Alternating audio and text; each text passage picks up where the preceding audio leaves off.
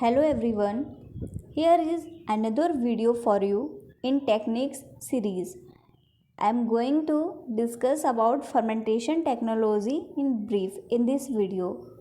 हम देखेंगे fermentation technology क्या होती है और डिटेल में डिस्कस करेंगे उसके बारे में. Fermentation outlook. Fermentation is a process that produces chemical changes in organic substances and changes them into another products. कहने का मतलब यह है कि फर्मेंटेशन एक ऐसी प्रोसेस है जो माइक्रोबियल एक्टिविटीज़ के थ्रू जो ऑर्गेनिक सब्सटेंसेस होते हैं उनमें चेंजेस करके उनका फॉर्मेशन करती है, एक अलग ही प्रोडक्ट बना देती है. जैसे कि हमने कोई भी रॉ मटेरियल लिया है, उसका फॉर्म कोई एक रहेगा पर्टिकुलर और फर्मेंटेशन प्रोसेस के थ्रू वो किसी अनदर फॉर्म में कन्वर्ट हो जाएगा. फर्मेंटेशन एक ऐसी प्रोसेस है जो कि माइक्रोबियल एक्टिविटीज़ के थ्रू बहुत सारे मटेरियल्स को प्रोड्यूस करती है. माइक्रोबियल जो एक्टिविटी बायोकेमिकल एक्टिविटी होती है माइक्रोब्स की, उसमें ग्रोथ, रिप्रोडक्शन एट्सेट्रा इंक्लूड होते हैं. इन्हीं एक्टिविटीज़ के थ्रू फर्मेंटेशन की प्रोसेस कैरी आउट की जाती है. Fermentation technology involves the use of microorganisms and enzymes for production of compounds. इस टेक्नोलॉजी में एंजाइम्स का और माइक्रोब्स का यूज़ होता है किसी भी प्रोडक्ट के प्रोडक्शन के लिए. The end products formed as a result of their metabolism during their lifespan are released into the media which are extracted for use by human being and that have a high commercial value. ये एक ऐसी technology है जो microbes अपनी biochemical activities जो उनकी life cycle में जो उनकी पूरी लाइफ के दौरान होती हैं उसमें वो कुछ प्रोडक्ट्स को बनाते हैं और जिस मीडियम में उनकी ग्रोथ होती है वो उसी में उसको रिलीज़ कर देते हैं और हम उन्हीं प्रोडक्ट्स को एक्सट्रैक्ट कर लेते हैं अपने यूज़ के लिए. यहाँ पर एक आप इमेज देख रहे हैं जिसमें बहुत सारी डेली यूज़ की चीज़ें हैं. ये चीज़ें भी हम फर्मेंटेशन के थ्रू ही बनाते हैं. जो लार्ज स्केल प्रोडक्शन होता है इनको हम फर्मेंटेशन प्रोसेस के दौरान ही बनाते हैं. प्रिंसिपल ऑफ फर्मेंटेशन देखते हैं. फर्मेंटेशन टेक्नोलॉजी जो है वो किस प्रिंसिपल पे वर्क करती है. The basic principle involved in the industrial fermentation technology is that organisms are grown under suitable conditions by providing raw materials meeting all the necessary requirements such as carbon, nitrogen, salts, trace elements and vitamins. जो microbes होते हैं वो growth के लिए एक उनका suitable environment होता है जिसमें कि उनकी मैक्सिमम ग्रोथ होती है. हम उसको ऑप्टिमम कंडीशंस भी बोलते हैं जिसमें कि उनकी मैक्सिमम ग्रोथ होती है. कोई भी पर्टिकुलर माइक्रोब जो है वो अपनी ऑप्टिमम कंसंट्रेशन पे ऑप्टिमम कंडीशंस में मैक्सिमम आउटपुट देता है. दैट्स वाई उन्हें ग्रो करने के लिए सूटेबल कंडीशंस जो हम हैं आर्टिफिशियली जब हम उनको ग्रो कराते हैं, जब उनको लेबोरेटरी में या जब लार्ज स्केल फर्मेंटेशन के लिए उनको ग्रो कराया जाता है तो जो उनके लिए ऑप्टिमम कंडीशंस होती हैं हम उन्हें वो आर्टिफिशियली प्रोवाइड की जाती हैं कराते हैं जिसमें कि वो कार्बन, नाइट्रोजन, फॉस्फोरस जो भी एलिमेंट्स उनकी ग्रोथ के लिए सूटेबल हैं, विटामिन्स हैं, मिनरल्स हैं एट्सेट्रा सारा के उनको हम आर्टिफिशियली प्रोवाइड कराते हैं. और जो मेटाबॉलिज्म करते हैं माइक्रोब्स उसके थ्रू जो एंड प्रोडक्ट बनाते हैं उन्हें हम ह्यूमन यूज़ के लिए एक्सट्रैक्ट कर लेते हैं. The end products formed as a result of their metabolism during their lifespan and released into the media which are extracted for use by human beings and that have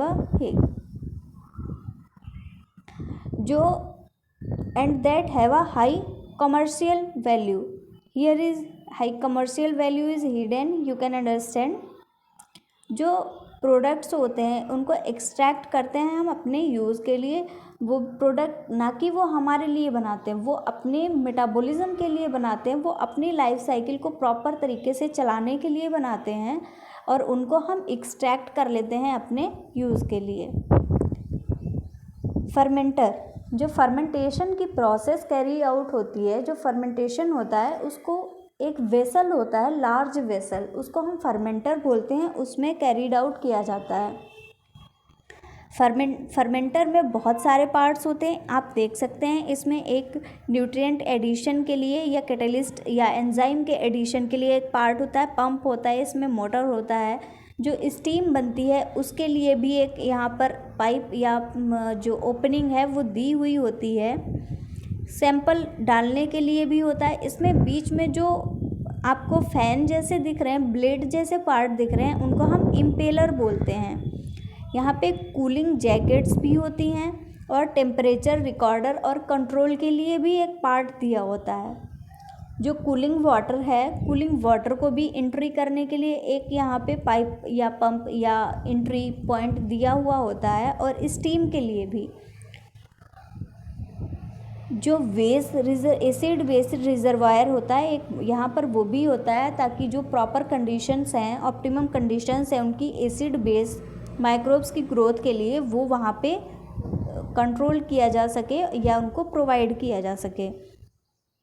एक pressure indicator भी fermenter में लगा होता है, और एक exhaust line भी होती है पीएच कंट्रोल के लिए और एयर के फिल्ट्रेशन के लिए भी यहाँ पे दिया हुआ होता है। कूलिंग वाटर जो कि हम एंट्री कराते हैं कूलिंग के लिए, उसके एग्ज़िट के लिए भी, और एयर फ्लो के रिकॉर्डिंग और कंट्रोल के लिए भी यहाँ पर एक वाल्व हमें दिया होता है। एयर सप्लाई के लिए भी यहाँ पर हमको प्रॉपर ओपनिंग मिलती है, ताकि जो फ्रेश एयर है जो माइक्रोब्स की ग्रोथ के लिए है वो वहाँ पे पहुँच सके। एक हार्वेस्ट लाइन भी होती है, एक पंप दी हुई होती है, जिससे कि जो हमारा फर्मेंटेशन का प्रोडक्ट है उसको हम हार्वेस्ट करते हैं। Let's discuss about microbial growth stages. Micro organism जब ग्रोथ करते हैं तो उनकी ग्रोथ के लिए 3 स्टेजेस होती हैं।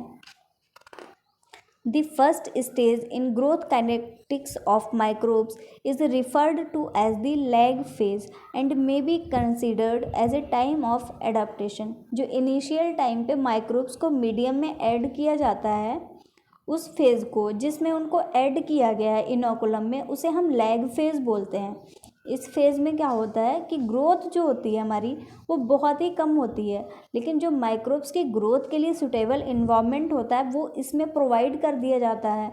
तो जो माइक्रोब्स ऐड हुए हैं वो अपने आप को उस कंडीशन के अकॉर्डिंग एडॉप्ट कर लेते हैं, उस एनवायरनमेंट में ग्रो कराने के लिए वो अपने आप को एडॉप्ट कर लेते हैं, इसलिए उनका डिवीज़न, उनका मल्टीप्लिकेशन, उनकी जो ग्रोथ है वो इजीली स्टार्ट हो जाती है।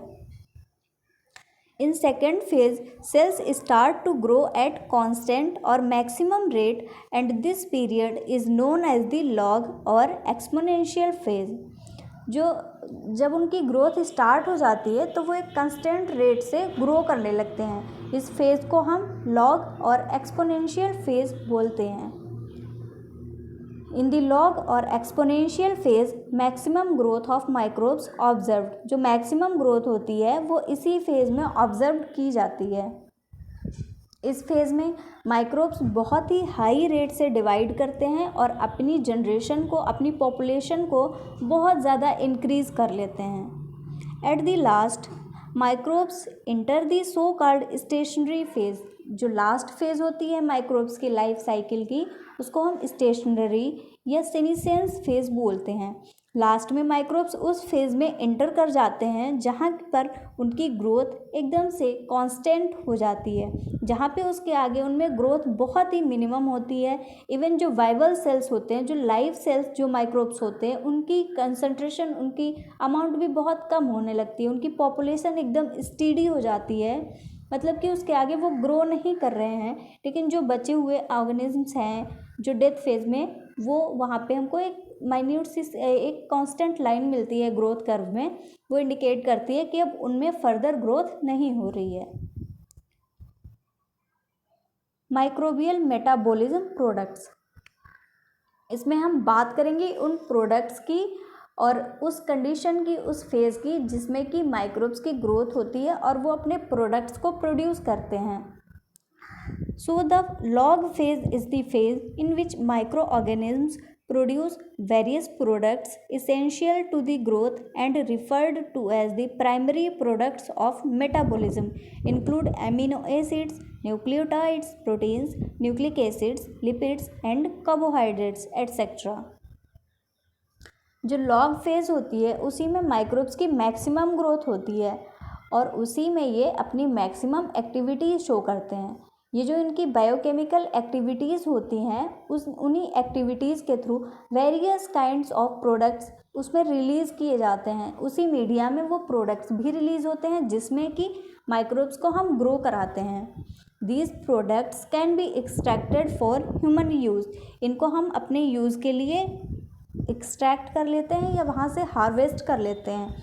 ये प्रोडक्ट्स जो होते हैं प्राइमरी प्रोडक्ट्स इनको बोला जाता है और ये हो सकते हैं amino acid, nucleotide, protein, nucleic acids, lipids, कुछ भी हो सकते हैं। जो भी हम अपना प्रोडक्ट चाह रहे हैं, पहली बात तो हम जो माइक्रोब्स को इनोकुलम में ऐड करते हैं वो उसी हिसाब से ऐड करते हैं जो कि हमें प्रोडक्ट हार्वेस्ट करना होता है उनसे।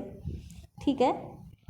Next, microbial cells convert a raw material to more valuable compounds. Microbes जो होते हैं अपनी एक्टिविटीज़ के थ्रू जो रॉ मटेरियल है उस पर अपना एक्टिविटी शो करके उस रॉ मटेरियल को वैल्यूएबल कंपाउंड्स में और ज़्यादा कमर्शियल वैल्यू के साथ में उसको कन्वर्ट कर देते हैं। ये करते हैं कहीं भी किसी भी फंक्शनल ग्रुप का एडिशन, रिमूवल या मॉडिफिकेशन कुछ भी करके रॉ मटेरियल को किसी भी दूसरे प्रोडक्ट में, किसी दूसरे कंपाउंड में चेंज कर देते हैं। Thank you very much.